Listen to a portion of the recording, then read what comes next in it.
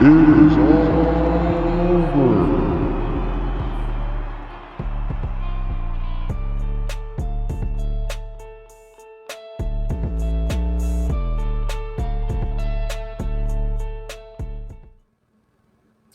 Hello, everyone. We are here for an insider's interview, and tonight we have the pleasure of welcoming in with us Rob Ryzin. Ryzin, how are you doing, man? Welcome to our show, and really appreciate you giving us some time tonight.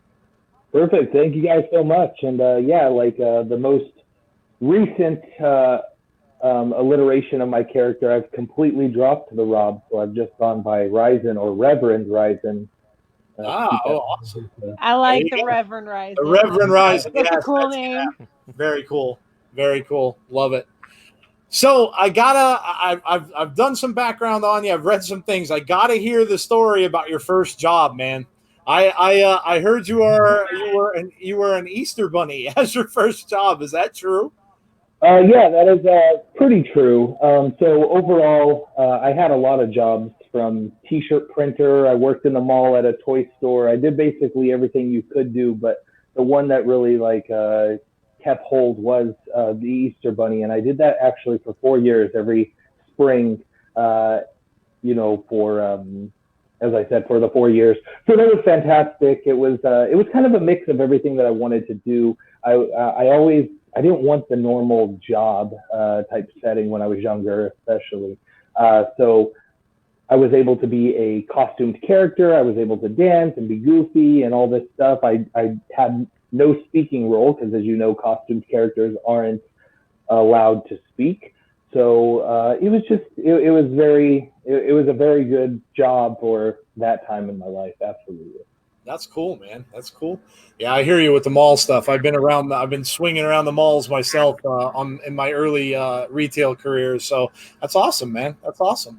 How did you start? We ask everybody about this stuff, obviously. How did you get into wrestling? Was it a family member that maybe got you into it, a parent or something like that? What got you excited and what got you into wrestling? Well, to be completely honest, I've been a fan of professional wrestling for literally as long as I can remember. I can't pinpoint a specific time frame because I was that young when wrestling kind of took hold of me. All the colorful characters, at that time, I was born in '86, so the late '80s, early '90s, you saw, the Macho Mans of the world, the Ultimate Warriors, the Hulk Hogan, of course.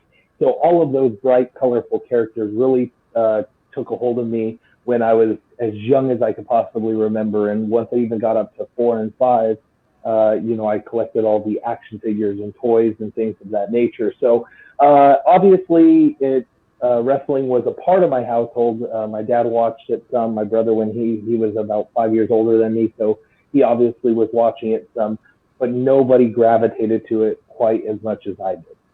Okay. Awesome. Yeah, very cool. Do you remember what your first live show may have been? Like live, it was, I must have been maybe 12 or 13. It was a house show at McNichols Arena in Colorado. And it was just kind of on the whim. Saw it in the newspaper. My dad ended up taking me. And I couldn't even tell you any matches or anything from it. I just remember seeing the clipping in the newspaper and begging to go. And literally the night of the event, my dad pulled the trigger on it and bought the tickets and took me. So, oh, awesome. So when did you decide you wanted to be in this profession? When did you decide you wanted to be a wrestler? So that actually started again as early as I can possibly remember. It's all I ever wanted to do.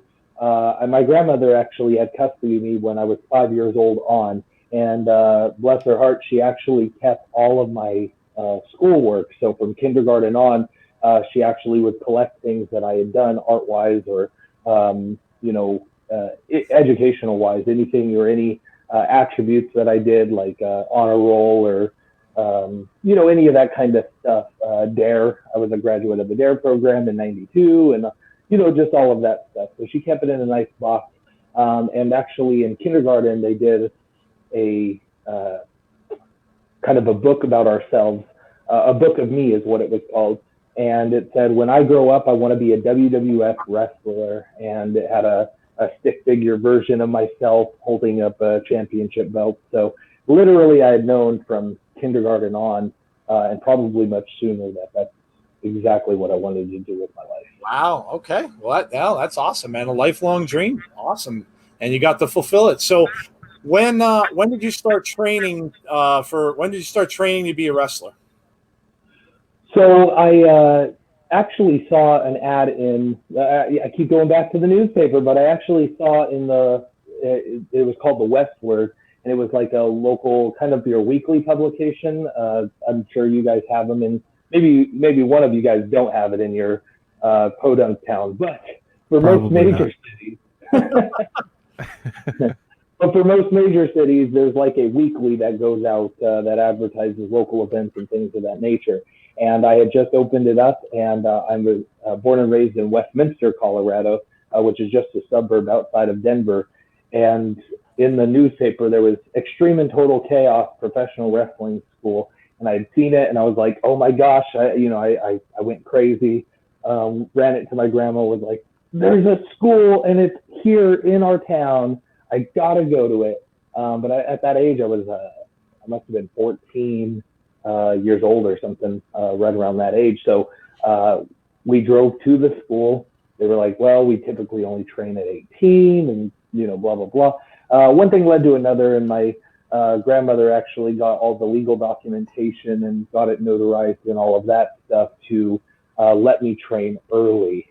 So I started training with them in, I want to say it was 2001, somewhere in there. And but unfortunately, at that age, I was much more of like a punching bag. They were like, "Wow, well, this parent basically signed this kid's life away." So, and he's small, and they called me like a scarecrow and all this kind of stuff, and a bouncy ball because I could take, big bumps and keep coming back. So they, I was just kind of their human punching bag for a little while. So I ended up stepping away from training at that age, and I waited a couple more years until I was 17, and I went back then at that point. All in the interim there, I was doing, the no-no stuff, a lot of the backyard stuff, but not the stuff that you see today. Me and one of my good friends in high school, we would watch what we would see on like SmackDown versus Raw and some of those video games, and we would actually go outside and practice the maneuvers exactly how we saw them, because we were smart to the business and knew exactly that, there was obviously a formula and everything, and what I had learned with basic bumps and basic chain wrestling in XTC Pro Wrestling Academy prior to going to actually back to training in 17 when I was 17. So I actually used that time in the middle there to become a more athletic wrestler, I guess you would say. So once I actually got back at 17, I was literally only training for a few months before they were like, wow, these two kids, I don't know where they picked it up, but they could do a lot of really cool stuff. So we should, start moving them more to shows. So that's how that happened. Oh, awesome. Awesome. Very cool. Well, at this point, I'm going to let my co-host Jeff ask a couple of questions. Jeff was worked in the Indies for a little while, and I know he's interested in the training aspect of it. So go ahead, Jeff.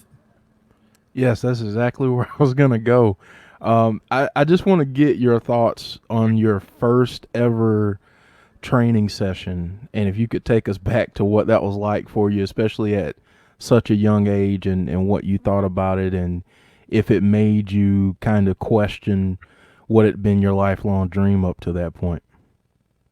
Absolutely. So as I had mentioned, I was basically a human punching bag, and so a lot of what I thought was, going to be fun and games, and I'm going to be doing what I see on TV, and really going that direction, was quite the opposite.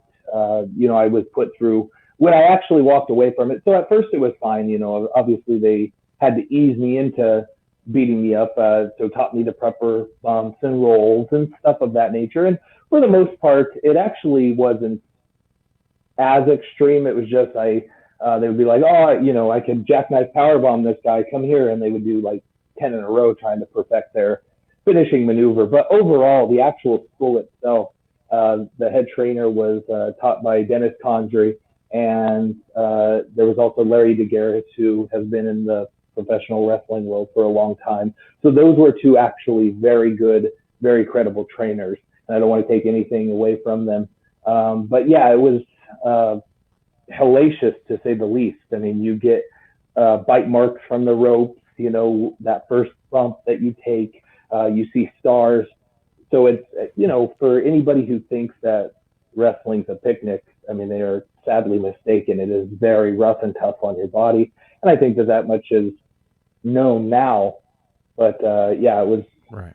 definitely rough. And then there was when I had actually, before I decided to walk away until I was 17, I went to Rocky Mountain Championship Wrestling Academy. And opening night there, I was a part of quote unquote Hell Night. I don't know if they do that as much anymore, and not talking RMCW because they're defunct, but wrestling promotions, I hope not. But yeah, Hell Night was basically, they beat the, I don't know if you can cuss on here, they beat the crap out of you, and then, you know, see if you have what it takes to come back. And I just remember at that time I was taking the bus back and forth, and I was walking in the snow here there in Colorado, and I was wearing a white thermal, and there was just blood coming from my sleeves because my elbows were bleeding so bad because I wasn't properly bumping, but getting chopped up and thrown around. So yeah, I know a lot of people think that when you hit that mat, it's just like a cushion, and they couldn't be further from the truth on that, because it's definitely grueling. Absolutely, it's insane. And so for those who know, then they know. For even if people want to come in and take one bump, they get a whole different respect for it. Or it's funny when you see some of the fans stay after events, and the talent start taking apart the ring, and they start seeing what goes into that ring. They're like, oh my gosh, there's no trampoline, there's no springs. It's literally mat, wood, metal. That's it. That's it. Yeah. So in terms of character work, is this character that you have now something that you've always kind of had in the back of your mind, or where did you start in terms of character development? Well, actually, when I was younger, when I was just doing the Rob Ryzin, I was more of the local hero. I was the Denver Daredevil. So I always had a little bit of the devil in me. But at that age, it was just more of the Daredevil, kind of do anything, crazy cruiserweight high flyer. And it evolved over the years more and more. Once I moved to Orlando, Florida, I was getting all these opportunities with WWE NXT and Impact and things like that. And it was actually a conversation with Al Snow at Impact, where he ended up saying, okay, well, tell me about a Rob Ryzin. What does a Rob Ryzin do? What's his backstory? Like, why should I care about him? And just put all these pieces together, and I didn't have as many answers as I thought I would have had for Rob Ryzin, quote unquote, the Denver Daredevil. And by this point, I'm living in Florida, so being the Denver Daredevil didn't really make sense either. And that's thinking more regional and not global, as I would think a wrestler would be. So basically, he just, him and a lot of the other agents, I had great conversations with them, and was like, hey, do you mind if I come back tomorrow? They were doing, a set of weekly tapings. They were like, yeah, come on back. We may not have anything for you, but you always want to make sure that if you do get an opportunity, that you ask to come back and show your willingness to come back. So that's just a little insider there for those who are pursuing wrestling. I went back at home that night, and I didn't sleep a wink, and I conjured up this character, the more devilish Ryzin that you see today. And back then it was more of a Sean O'Hare. I don't know if you guys remember the Sean O'Hare character of that he did for a little while. I was like, well, I like that. I want to be like, maybe I'm possessed by the devil. So I came back the next day in a full black suit and just a thin red tie. And I asked Josh Matthews there if I could cut a promo with this new idea of a character I had. And I did it, and they applauded it. They seemed to really like it. I did it in one take. And so I knew I had really got onto something good, and it has just evolved from there. So it just started out as maybe I'm a crazy, devilish type guy, maybe more of like an Abaddon that you see today in AEW, who is also from Colorado, which is great. But then I was like, you know what, that doesn't leave me vulnerable, and I want to be somebody that could be vulnerable in matches and stuff like that. So I evolved it more to a reverend of sin and a reverend preaching, just like any other reverends you would see out there, and televangelists and things of that nature, but just flipped upside down, so to speak. There you go. Gotcha. That's awesome, man. That's Awesome. awesome. Very That's cool. awesome. I do have one other question, and I'll kick it back over to Joe and Jody. But in terms of young wrestlers that are or people that are interested in getting into the business, if you could just talk about, and you did there a little bit, but just talk about the importance of really developing the character, having a backstory, and really being able to portray that and sell that when you're out there, whether it's cutting a promo or in the ring. Yeah, absolutely. There's a lot that goes into becoming a professional wrestler. First things first, of course, is finding a credible school and getting trained. Sin Bodhi has a great school in Vegas. There's many different, there's Rocky Mountain Pro in Colorado. There's the Butcher Shop in Colorado. Just basically wherever you are, out here in Florida, you got Devon School, you've got Pro Wrestling 2.0.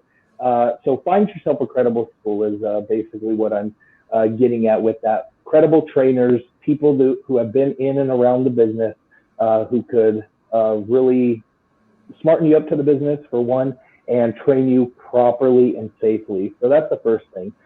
Second thing, which I wish I would have done a lot more in my younger years, is you've got to work on your physique. You've got to have a look. So have a look that is presentable. Not everybody's going to have the perfect beach body kind of look, but just try to be as in shape as possible, and try to look as aesthetically pleasing. But if you can't be, as long as you are fit and physically capable, but your body is just not where you want it to be, that's okay too, because you see, like Kamala, rest in peace, he was extremely athletic, but he physically didn't quite look that way. So what did he do? He had a character that really didn't matter. He looked like he literally chomped meat in the back country of, like he literally looked like that. He wore the loincloth and stuff like that. So find a character that is an extension of yourself to a degree, crank it way up, and go with it. So, have something you like, have something that if you're not into motorcycles, don't be a motorcycle character, if that makes sense. Don't be a biker, because it's going to come off inauthentic. Awesome. Very cool. Very good. Great advice for those that want to get into the business. So, Jody, I'm going to go over to you. Jody, I'm sure you've got some questions for Ryzin as well. I know Jody is a big fan of a friend of yours, Marty, and I know that's where a lot of people might have, gotten introduced to Ryzin as well, was in the works of Matt in the Free to the Elite series. So, Jody, go right ahead. Yeah. Sorry, that was kind of how I found out about you, is because I'm a big Matt Hardy fan, and going through his Free the Elite series, I thought, your interaction and your chemistry with him is just fantastic. You guys are amazing together, and I'd like to know kind of how you got to working together. Yeah, absolutely. So if you rewind further back to about 2015, he had left the WWE. He had left a lot of the major wrestling organizations, and he was really focusing on himself, and he was doing a lot of independent work. And through that independent work, him and I had built a friendship even years before that over social media, Twitter, and all that kind of stuff, because just like many people, I had always been a big fan of the Hardys coming up, especially in my training years. And the cool thing about social media is that it really allows you to reach out and touch these people. And so what's it's good and bad, I guess you could say, because unfortunately a lot of people use vessels like Twitter to deliver, hate and bad messages and stuff of that nature. But thankfully for me, him and I clicked over social media, and then just kind of grew from there. We began chatting, and when he was, I was at the top of my game in Colorado when he was doing independence. So one thing led to another. We began discussing a potential matchup, got a promoter involved, and him and I actually had a ladder match, which he didn't have to do. He didn't really know me other than, our interactions online and over text. But he had seen something in me to go ahead and approve wrestling me in a ladder match, and him and I tore the house down. There was like almost 1,000 people in the building, and as I said, a ladder match in my hometown. It was like the pinnacle of what I could do in my local hometown. If that was the last thing I did as an independent wrestler as far as Colorado is concerned, then I would hang my hat on it. Anyway, to fast forward, him and I stayed in touch. I always ran into him at Impact, or when I moved to Orlando, him and I, we'd all get together, big group, and go have dinner or whatnot. And it just kind of grew from there. He was beginning to create this vision of this TV series for YouTube called Free the Delete that would lead to the next chapter of his career, whichever way that may have went. And the idea he had really, he injected me into it because I fit the role that he had envisioned so perfectly with the Reverend of Sin and all that kind of stuff. And the fact that we are real life friends played a role in, in episode 2, where I was just actually coming to assist him and be a friend. And then of course the Roar, the Reservoir of Altering Rebirth, had different plans once he had thrown me in Roar. So then I was resurrected as the Reverend of Sin. So that's kind of the backstory of how that came to be. And I'm so stoked that he had thought of me in that role, and I think that he was, I know that he was very pleased with the outcome of it. And I don't think, even if you were to ask him or Rebby or any of House Hardy for that matter, I don't think that they could have seen anybody else in that role to also help assist in pushing Free the Delete along. Awesome. That's man. awesome. Awesome, man. Do you have anything else, Jody? I mean, you got to ask him about the movies now, because we ask everybody. So you've got to tell it. I mean, with the character that you have, and I think the first interaction I ever had with you was you were asking for opinions about, I think, one of your shirts, and I had an interaction with you because I had mentioned to you how it kind of looked like a Kiss album, and then you were telling me that you were a big Kiss fan. So I'm like, all right, cool. So that. But you got to ask if you're a horror fan. Usually with everybody, like the wrestlers that we're, that we talk about a lot, and a lot of the characters and everything that they have, like there's so many. You mentioned Abaddon, obviously the Fiend today, and just so many cool characters that are heading that direction. So are you a horror fan as well? Well, if you look at any profile pictures of me, absolutely. My arms, I have full sleeve tattoos, and they are absolutely covered in horror characters. I also have Gene Simmons on my forearm. I have the band Ghost, for those who know the band Ghost. I have Frankenstein, Beetlejuice, Ghostface, Freddy Krueger, Nosferatu, which is one of my all-time favorite movies, Jason's Mask, of course. So, yeah, I'm absolutely covered. On my inner arm, I have the Terrifier, which Art the Clown, the most kind of recent horror icon that's available out there today. So yeah, absolutely. To say that I'm a horror fan is a little downplaying it. I'm horror obsessed. I'm a horror, if you want to call me that. Very cool. Very cool. Art the Clown. I think the sequel's coming out for that very soon, isn't it? Yeah, they're aiming for October. Yes, it is. Yeah. And I in the end, the actual director of the movie, I had a long conversation with him. Very great guy. At Spooky Empire here in Orlando, right when he was getting ready to begin production on that. So great guy. He has a lot of really unique and crazy ideas for this sequel, as far as like having the most kills in one movie and the most blood in one movie and all this kind of stuff. So for horror fans, it's going to be quite a cinematic masterpiece. Oh, that's awesome. So could you nail down an all-time favorite horror movie?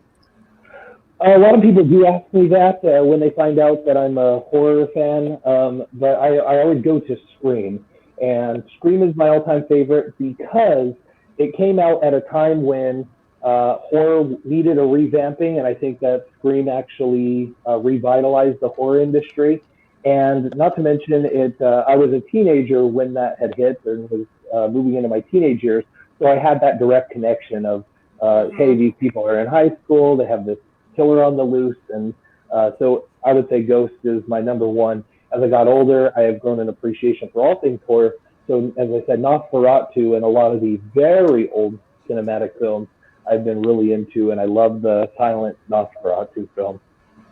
Yeah, Nosferatu is a creepy film. Like if you watch it now, yeah, I agree. Yeah. I agree. That's awesome. And what's crazy is the backstory of that too, with the fact that it actually was a take on Bram Stoker's Dracula without the permission of Bram Stoker. So really, they actually ordered all of the film to be completely abolished and and burned. And actually, one still ended up making it through, and then ended up actually getting released. But really, that movie should have never seen the light of day. But I think that Nosferatu himself, Max Schreck, who portrayed Nosferatu, is visually creepier than probably, than most horror icons today. Like, you still see him, and he's extremely iconic, even from a movie in the early, 1900s. Yeah, I agree. If you've never seen that, if you see black and white like stills of that character and see him walking up the stairs and stuff, yeah, very creepy stuff, especially for it being that older of a film. Yeah, aren't they making another Scream this year? Yeah, that's Scream 5. So they, obviously this coronavirus and COVID has created quite a standstill for a lot of things, myself included, has put a stop to a lot of my evil, diabolical plans that I had set. But they are aiming for a Scream 5. So I did hear that. So speaking of your plans, what have you been doing? Obviously, I know COVID is been horrible. This whole year has been kind of a wash for everybody. And so what have you been doing? What tell our listeners out there, obviously, what you're doing with yourself. Are they even allowing? Because I know we've talked to other indie wrestlers and things like that, and I don't know whether they're even allowing anything or to go on, any small shows to go on or anything like that. But what are you doing with yourself now? And let everybody know also where they can find your matches from the past and things like that as well. Absolutely. As they say, the show must go on. I'm a firm believer in that. That's the P.T. Barnum in me. Is always wanting the spectacle to be present. I think fans need an outlet, especially in these kind of times. So I have been fortunately quite active. Being in Florida, maybe we're the bad kids when it comes to the United States, because we're always seeming to get ourselves into trouble. But they've been running shows. I've been running with Atomic Revolutionary Wrestling in Cocoa, Florida. They've had some tremendous shows. They're doing one that I will be a part of here in September with EC3 headlining that show. But they always bring in the Headbangers, and Bodie, Shannon Moore, Wes Briscoe. So it's a star-studded card. And so I've been able to work for them. Last weekend, when I bit my tongue nearly clean off, I was wrestling for SOAR Championship Wrestling in Dallas, Texas. So another, probably the other bad child of the United States. So there's definitely places to compete if you're eager enough to go out and get it. Otherwise, I have been as active as I can be on the independent circuit, but I also have used this downtime during COVID-19 to become an ordained minister. Wow, nice. So I became officially a reverend. So I am literally a Reverend Ryzin, and I can marry you guys. I can marry anybody. I'm going to use my character and my presence on social media and stuff like that to make an extension of the Reverend of Sin Ryzin for those who don't want a traditional wedding, they would be able to get married by me in a non-traditional setting. So that's been the next goal.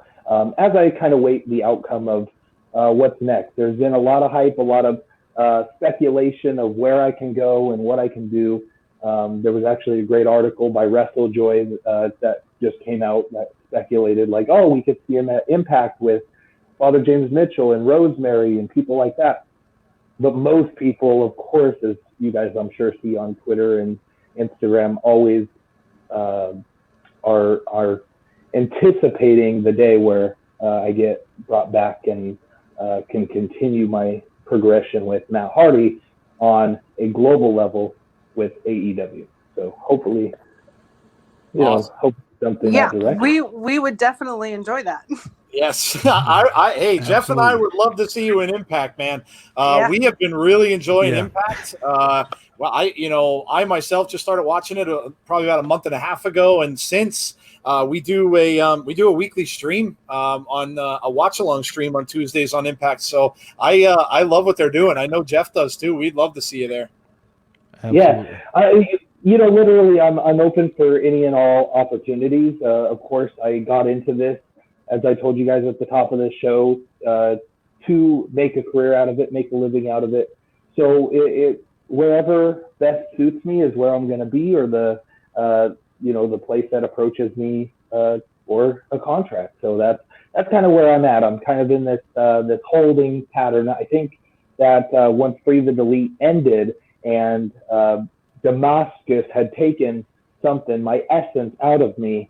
Spoiler alert for those who haven't finished Free the Delete.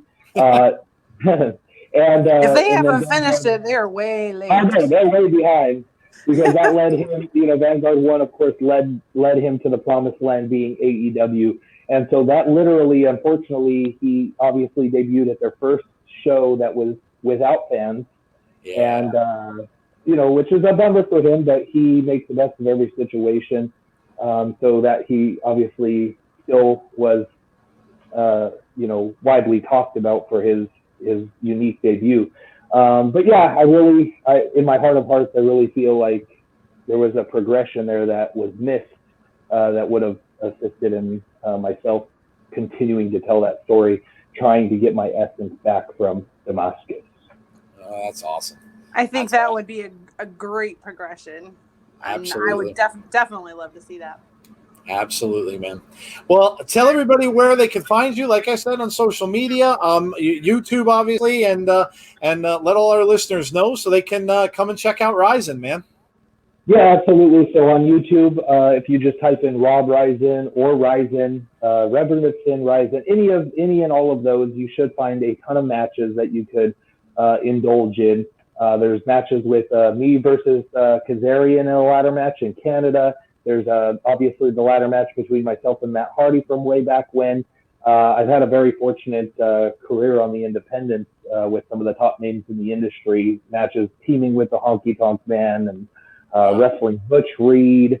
The list goes on and on. So Gangrel, not to name drop everybody that I wrestle, but a lot of matches of just independent talent too that are just fantastic matches. So just scope it out on YouTube. There's plenty of content, and I'm also very, what's the word I'm looking for?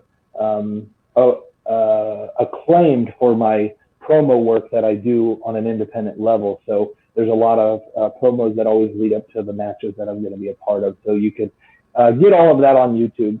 On my social media, you have Instagram, Twitter, Facebook, all under Hail Ryzin. HAILRYZIN. So you can find me on Twitter and Instagram through that. And then, of course, my Pro Wrestling Tees store. So www.prowrestlingtees.com/Rob Ryzin. And you can find all of my devious threads. And I also have a book.